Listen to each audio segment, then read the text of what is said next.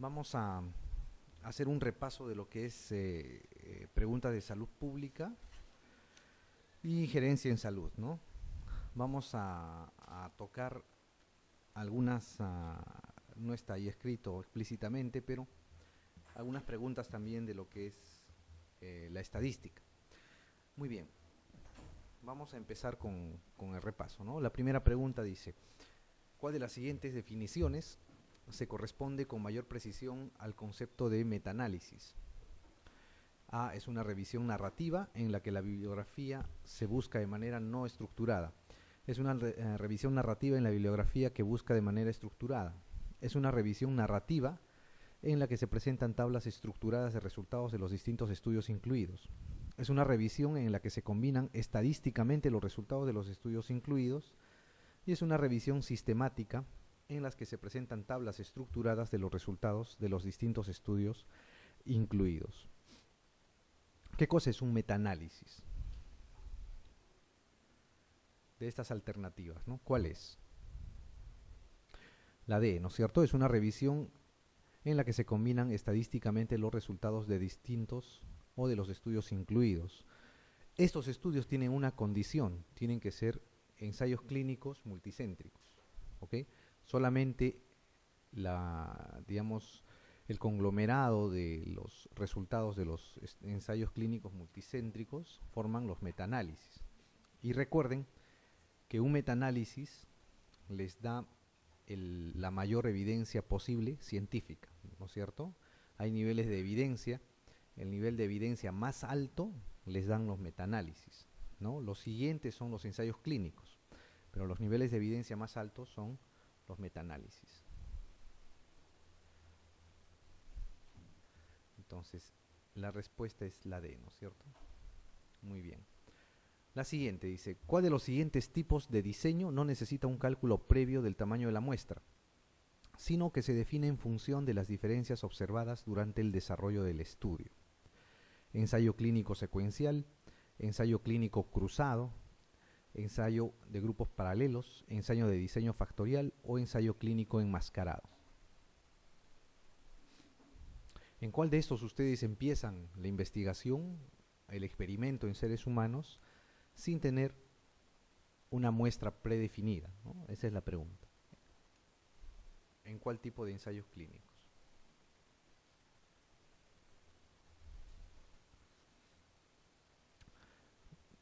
Bien, miren, vamos a dar algunos conceptos. Los ensayos clínicos ustedes saben que son experimentos en humanos, ¿no es cierto? Esa es la definición de un ensayo clínico. Todo ensayo clínico, en general es preferiblemente que esté enmascarado. Algunos, pocos estudios son no enmascarados, los que tienen que ver con drogas o medicamentos que pueden ser potencialmente tóxicos, o se están estudiando factores de riesgo vital, o sea, por ejemplo, están estudiando tratamiento en cáncer, ¿no es cierto? Entonces, el hecho de que los pongan en un tratamiento o en otro puede definir el tema de la supervivencia o no. En ese caso, muchas veces es no enmascarado. Pero en general, los ensayos clínicos son enmascarados. Uno, los ensayos pueden ser cruzados o pueden ser paralelos. Los ensayos cruzados son aquellos en los que a un mismo sujeto de estudios ustedes le van a dar en forma secuencial, le pueden dar el tratamiento placebo y después el tratamiento de control y después el tratamiento de estudio, ¿no? Se usa en estudios de medicamentos o de drogas en enfermedades de larga evolución, de larga data. Por ejemplo, artrosis, ¿no es cierto? En una artrosis el paciente va a tomar durante un tiempo muy prolongado los medicamentos. Pueden usar en ese mismo paciente el placebo, el tratamiento con una droga estándar y el tratamiento con la droga nueva y ver cómo reacciona. Uno. Los ensayos clínicos de grupos paralelos son aquellos en que a un grupo determinado le dan un medicamento y al otro grupo le dan otro medicamento, ¿no? Y no se cruzan entre ellos, ¿no? Son paralelos. Esos son los dos tipos de ensayos. Y el ensayo clínico secuencial, okay, es aquel ensayo en el que ustedes van ingresando a los pacientes según van llegando. O sea, dicen que van a estudiar a todos los pacientes con diagnóstico de cáncer durante los 5 años que vienen. Entonces, todo paciente que llegue a esa institución lo van ingresando al estudio. ¿Ok? Entonces, a eso se llama un ensayo clínico secuencial y por ende no necesita un cálculo previo del tamaño muestral. ¿Ok? Esa es la característica de los ensayos clínicos secuenciales, ¿no? No requieren la identificación de un tamaño muestral previo.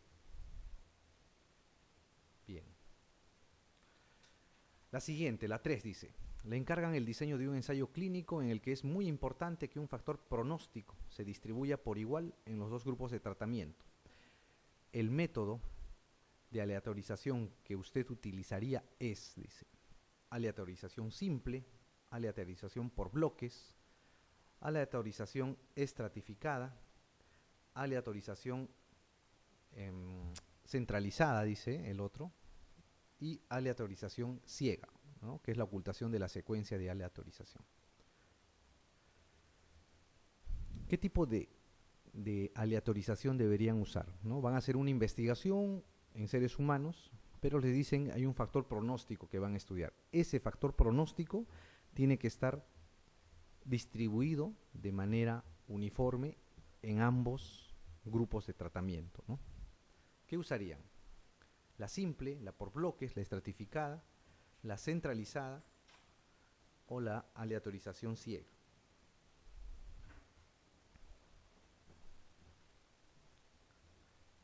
La simple es aquella en la cual ustedes aleatorizan a la muestra y lo que van a hacer es, van a ingresar o no a los sujetos de la población de acuerdo a la tabla de números aleatorios o más fácilmente de acuerdo al sorteo que ustedes hagan con una moneda, por ejemplo. O sea, cada grupo, cada persona de la población tiene la misma posibilidad de entrar a la muestra que el resto, ¿no? Esa es la aleatorización simple. Muy bien. La aleatorización por bloques es cuando ustedes quieren estudiar, quieren formar dos grupos, pero esos dos grupos tienen que tener un igual número de sujetos. Ojo, es número, ¿ya? Cuando hablamos de que tiene que tener igual número de sujetos, es por bloques. Si es estratificada, es cuando a ustedes lo que les interesa es que una determinada característica de la población se distribuya de manera simétrica en ambos grupos. ¿Ok? Entonces, en ese caso usarían la aleatorización estratificada, ¿no? La respuesta acá es la C. Muy bien. La pregunta 4 dice, en una revista biomédica se publica un estudio en el que los autores notifican el resultado de coste años de vida ganados. ¿De qué tipo de análisis de evaluación económica se trata? Coste de la enfermedad, coste efectividad, coste beneficio, coste consecuencia o coste utilidad. Miren, cuando les venga este tipo de preguntas, este tipo de preguntas es muy frecuente que las hagan en el MIR. ¿Okay? Últimamente está entrando mucho este tipo de preguntas. No sería raro que les pregunten algo así ahora. Lo que les están preguntando acá es la evaluación económica respecto a los servicios de salud que se dan. Para evaluar económicamente un servicio de salud se tiene tres tipos de evaluaciones que son las más usadas. El coste efectividad, el coste beneficio y el coste utilidad. ¿Ok? Esos tres. El coste de la enfermedad es solamente el análisis del costo en dinero que le resulta al paciente o al Estado o a una institución el tratar a un paciente. Pero cuando se habla de análisis y de relación se usa estos tres: coste efectividad, coste beneficio y coste utilidad. Okay. ¿Qué van a saber ustedes? El coste efectividad relaciona dinero gastado versus resultados, o sea, vida o muerte del paciente, cantidad de años de sobrevida, presencia o no presencia de complicaciones. ¿Ok? O sea, resultados. El coste utilidad relaciona dinero gastado con calidad de vida. Puede estar vivo o no, eso es lo que le interesa al coste efectividad, ¿no es cierto? Vivo o muerto. Pero al coste utilidad lo que le interesa es esa persona viva, qué tipo de calidad de vida tiene. ¿Ok? Y el coste-beneficio relaciona dinero gastado, ¿ok?, para el tratamiento de la enfermedad y versus el dinero que se va a ahorrar por el beneficio que se está dando. ¿Ok? Dinero versus dinero, ahí es el coste-beneficio, solamente es monetario. Entonces, aquí les preguntan, en una revista biomédica se publica un estudio en el que los autores notifican el resultado de coste años de vida ganados. ¿De qué tipo de análisis de evaluación se trata? ¿Qué tipo de análisis estarían haciendo ahí? La, la B, ¿no es cierto? La B, coste-efectividad. ¿No? Recuerden, coste-efectividad es años de vida, presencia o no de complicaciones, vida o muerte del paciente, ¿no es cierto? Coste-utilidad es calidad de vida, siempre se relaciona con calidad de vida. Y coste-beneficio es dinero gastado versus dinero ahorrado. Muy bien. La siguiente dice, la mejor forma de verificar una hipótesis en epidemiología es a través de un estudio descriptivo, un estudio experimental, un estudio caso control, un estudio de cohortes o un estudio transversal. ¿Cuál es la mejor forma de verificar una hipótesis en epidemiología? ¿Cuál es la mejor forma de verificar una hipótesis, cualquiera sea, en cualquier tipo de estudio?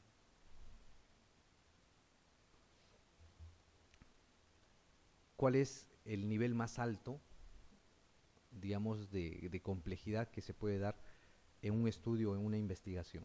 Cualquiera sea, no solamente sea epidemiológico,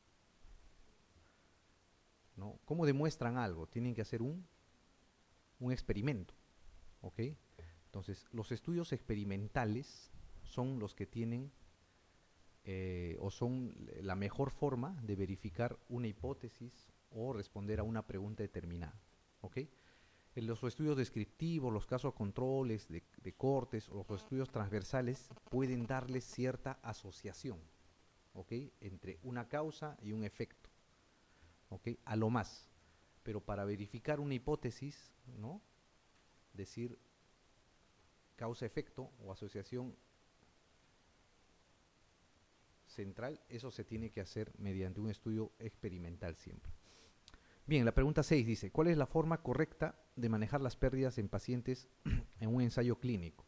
Reemplazarlos, tratar de evitarlas recordando a los pacientes su compromiso de participación en el estudio. No hay un procedimiento adecuado. Si se producen pérdidas, dan lugar al fracaso del estudio. Tener en cuenta las pérdidas previsibles al calcular el tamaño muestral. Reemplazarlos, pero asignándolos al azar a uno o a otro grupo. Esto ya se vio, ¿no es cierto? ¿Cuál era? La D, ¿no es cierto? Tener en cuenta las pérdidas previsibles al calcular el tamaño muestral, ¿no es cierto? Esa era.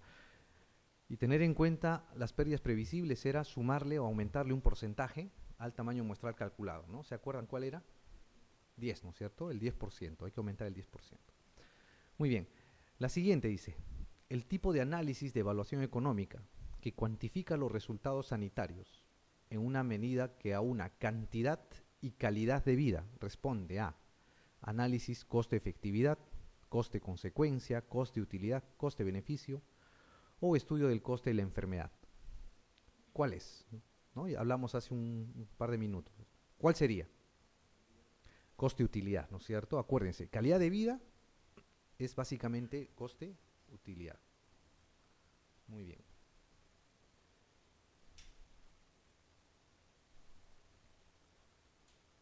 La siguiente dice, queremos hacer un estudio para comprobar si un nuevo fármaco antiagregante es más eficaz que la aspirina para reducir la mortalidad cardiovascular.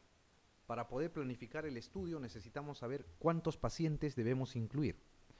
¿Cuál de los siguientes parámetros no influye en el cálculo del tamaño de la muestra? La mortalidad cardiovascular encontrada en los pacientes tratados con aspirina en los estudios previos, la proporción de pérdidas previstas, la mortalidad cardiovascular esperada en los pacientes tratados con el nuevo antiagregante, el número de centros que van a participar en la realización del estudio o la probabilidad de obtener un resultado falso positivo, error del tipo 1. ¿Cuál sería?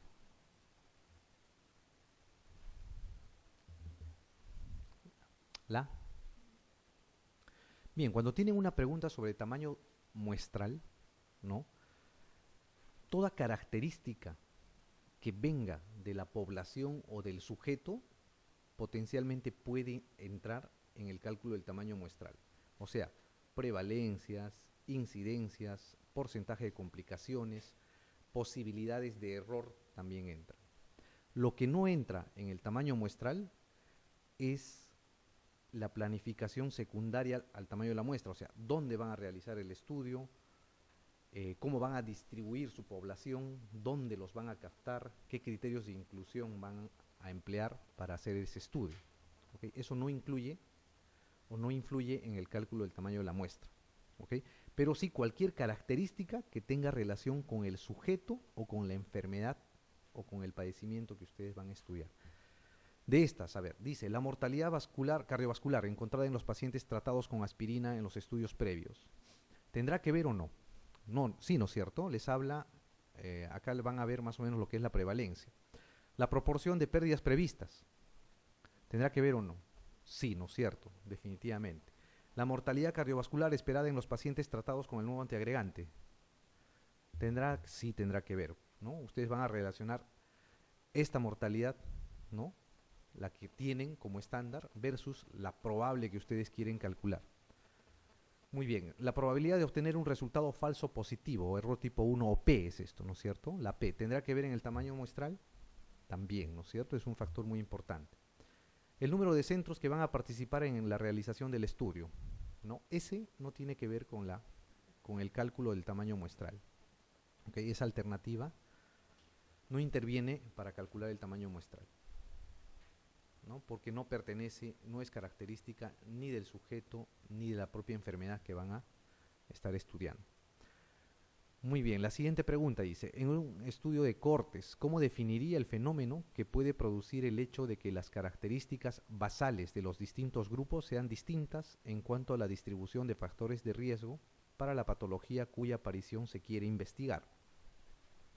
Sesgos de selección, sesgo de información, sesgo de observación, un error aleatorio o un sesgo por presencia de un factor de confusión.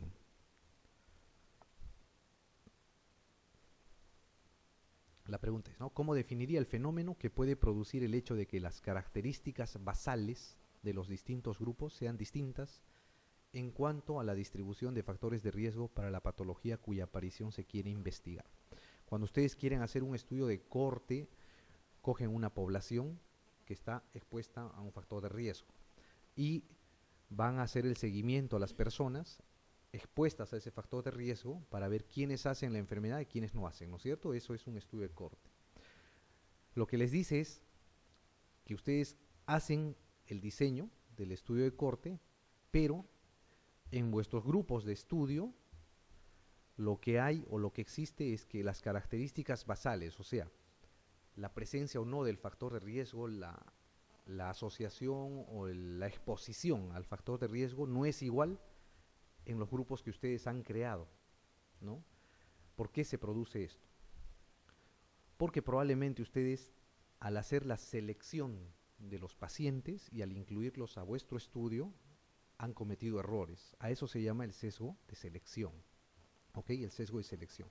Sesgo de información es cuando los grupos son similares, basalmente son similares, son comparables.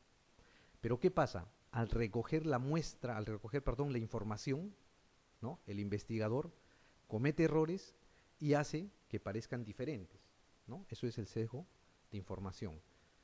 El sesgo de observación es cuando, al ser similares los grupos, ustedes hacen la observación pertinente y les va a arrojar resultados disparejos, ¿ok? La diferencia con el de información es que el de información proviene los sesgos de lo que les da el paciente, ¿no? Les informa mal, ¿no? Y al recoger esa información ustedes la recogen de manera inadecuada por culpa del paciente, del usuario, del sujeto. En cambio, en el de observación es lo mismo, tienen una información inadecuada, pero se produce por una falla en el observador, en el que investiga. El error aleatorio es el error debido al azar, ¿no es cierto? Ese no tiene que ver acá. Y el sesgo por presencia de un factor de confusión es cuando se está estudiando un factor de riesgo y este factor de riesgo puede alterar la presencia o ausencia de la enfermedad finalmente. ¿Okay? Ese es un factor de confusión, ¿no? Entonces no se olviden, hay tres sesgos: de selección, de información y de observación. Muy bien. La pregunta 10 dice: ¿cuál de las siguientes características no es propia de un ensayo clínico controlado? Es una intervención experimental. Perdón.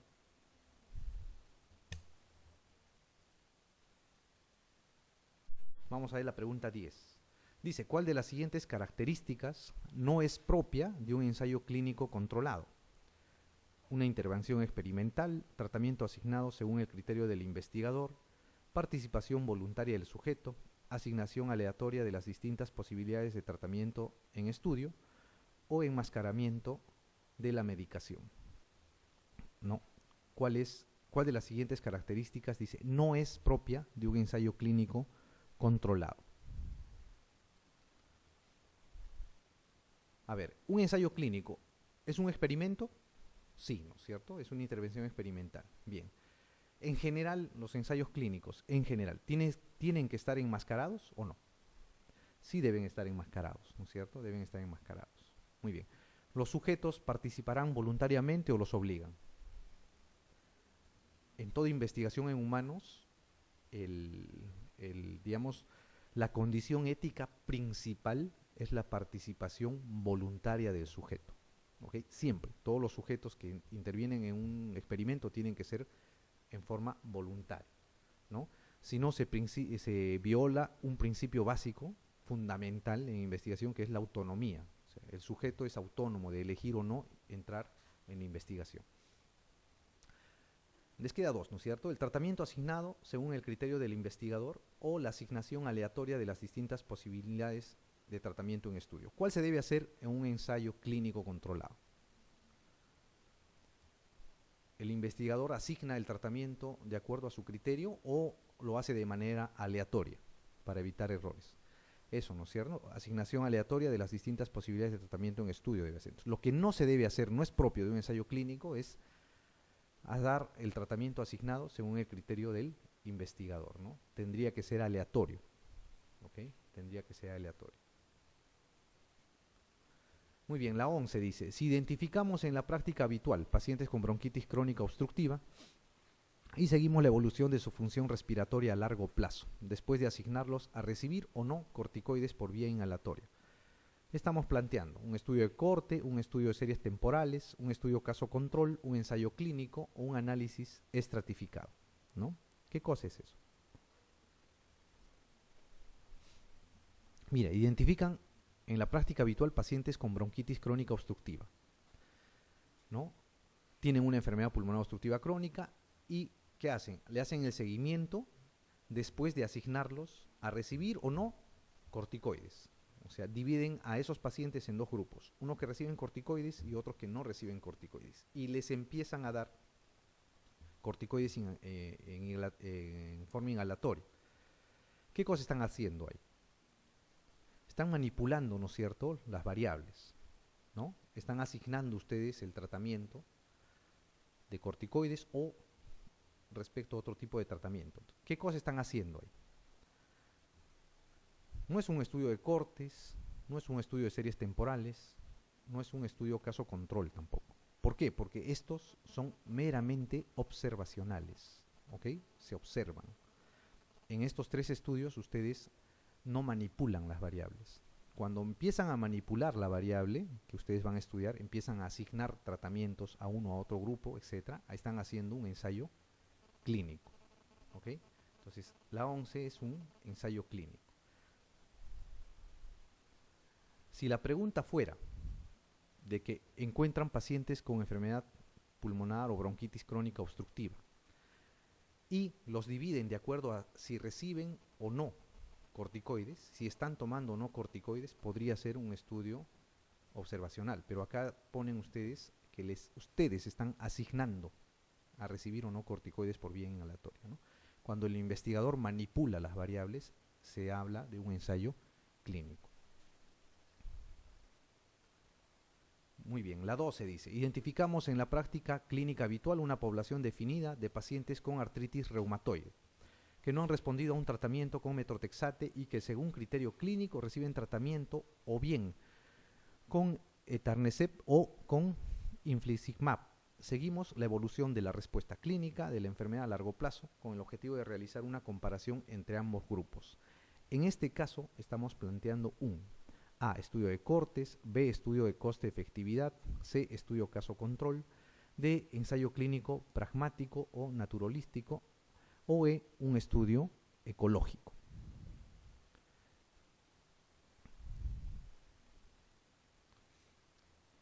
A ver, tenemos en la práctica habitual una población definida de pacientes con artritis reumatoide, dice, ¿no? Que no ha respondido al tratamiento con metrotexate.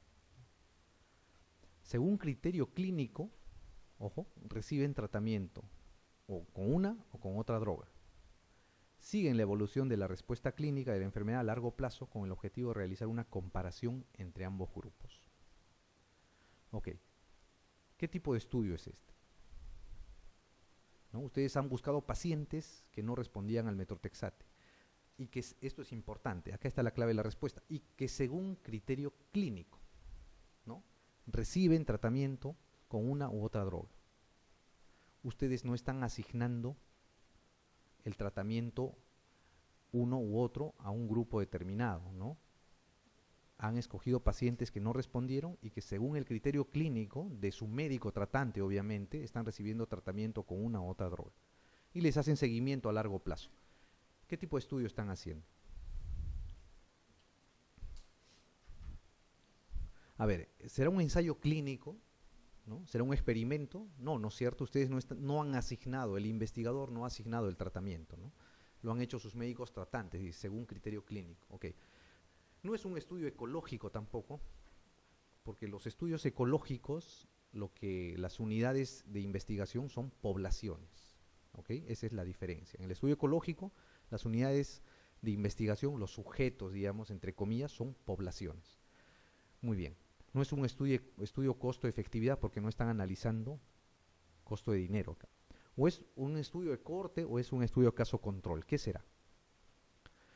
Corte, ¿no es cierto? Es un estudio de corte. ¿Por qué? Porque es prospectivo, van a hacer el seguimiento a los pacientes, ¿no? Y van a ver cómo responden al tratamiento.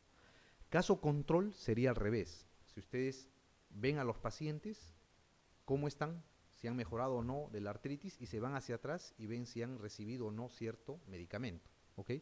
Cuando hacen el seguimiento en el tiempo, de manera prospectiva, hacia adelante, hacia el futuro, es un estudio de corte. Entonces aquí la respuesta es la A, ¿no? Es un estudio de corte. ¿Perdón? Es un estudio de cortes prospectivo, ¿a eso te refieres? Claro, el estudio caso control en general es retrospectivo, ¿no? Hay veces, ojo, hay veces, los estudios caso controles tienen, vamos a ver más adelante algunas preguntas, tienen algunas variantes, ¿no? Donde se puede fusionar algunas cosas. Por ejemplo, tienen un estudio caso control y les van a hacer un seguimiento corto en el tiempo, hacia el futuro, pero esencialmente buscan los antecedentes. Puede haber eso. Pero los casos y controles son retrospectivos. ¿Por qué? Porque ustedes tienen el caso, tienen a los controles y se van hacia atrás buscando factores de riesgo, ¿no? Preguntan al paciente si estuvo o no expuesto al factor de riesgo. En el estudio de corte es al revés. Ustedes cogen la población y hacen el seguimiento a los pacientes a ver si desarrollan o no la enfermedad, ¿no es cierto? Es hacia adelante. Muy bien. La 13 dice, señale la respuesta correcta. Un estudio en el que se seleccionan dos grupos de sujetos, uno formado por enfermos y el otro por personas libres de la enfermedad de interés, en el que se compara la exposición a posibles factores de riesgo en el pasado. Es un estudio retrospectivo de doble corte, un ensayo de campo, un estudio retrospectivo de una serie de casos, un estudio transversal, un estudio de casos y controles, ¿no? ¿Qué cosa es? El enunciado es el concepto, la definición de un estudio de eso, ¿no es cierto? De casos y controles, ¿no? ¿Qué cosa es un estudio caso y control? Es un estudio en el que se les seleccionan dos grupos de sujetos, uno formado por enfermos y el otro por personas sanas, ¿ok? En el que se compara la exposición a posibles factores de riesgo en el pasado, ¿no? Eso es un estudio de casos y controles que va hacia atrás, ¿no? ¿No? La pregunta 13 dice, señale la respuesta correcta. Un estudio en el que se seleccionan dos grupos de sujetos, uno formado por enfermos... Ah, no, perdón, eso ya contestamos, ¿no? Muy bien. La pregunta...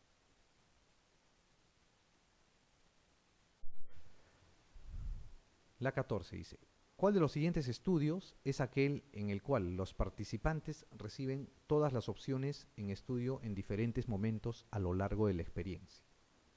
¿Ok? Ensayo de diseño cruzado, ensayo de grupos paralelos, ensayo de diseño factorial, ensayo clínico enmascarado o un ensayo clínico secuencial.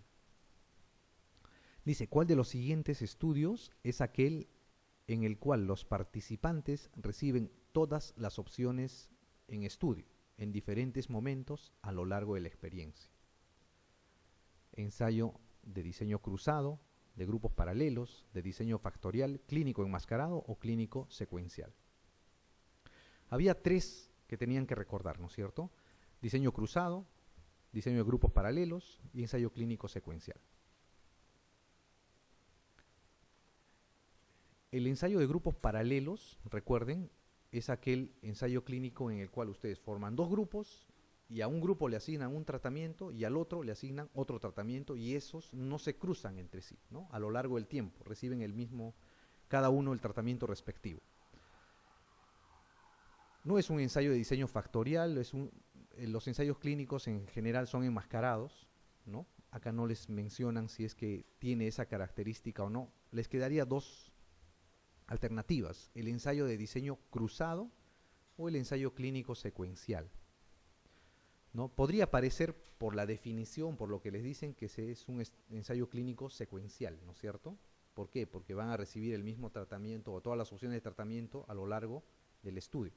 Pero recuerden, el ensayo clínico secuencial es aquel en el que ingresan los pacientes de manera secuencial hasta llegar a un tiempo determinado o un número determinado. No hay tamaño de muestra definido previamente. Ese es el ensayo clínico secuencial.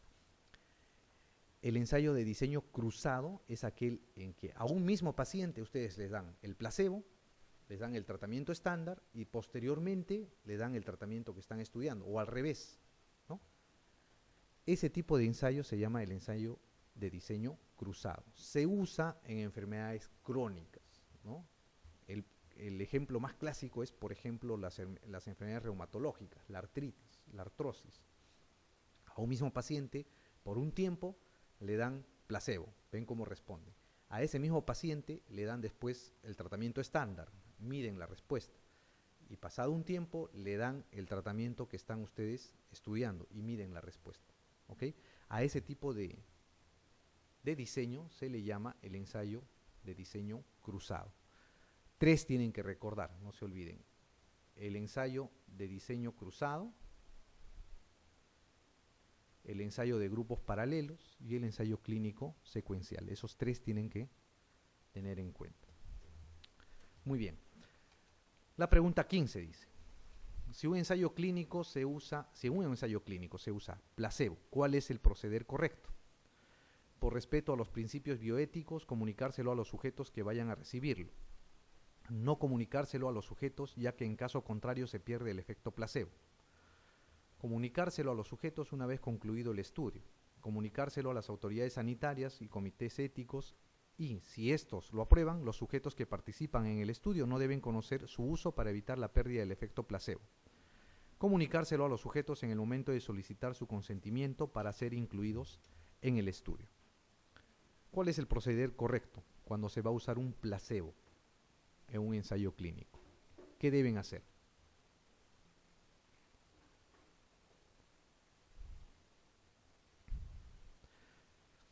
Cuando se usa un placebo, los sujetos deben estar enterados que tienen la posibilidad de recibir ese tratamiento. ¿Ok?